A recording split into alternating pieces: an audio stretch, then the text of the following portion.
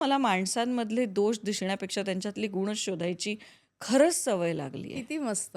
आणि दोष दिसला ना तर मी तोंडावर बोलून मोकळं होऊन जाते. हं, हे हं. हृदय इतकं छोटंसं आहे, याला मी फार भार देत नाही.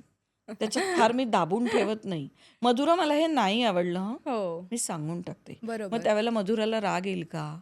हा विचार मी करत नाही. हं, कदाचित तो करायला पाहिजे. हं. पण मला असं वाटतं, की छान मोकळं व्यक्त व्हावं. बिनधास्त राहावं. माणसाने मोकळं असावं, खरंय, मस्त खरंय, असावं.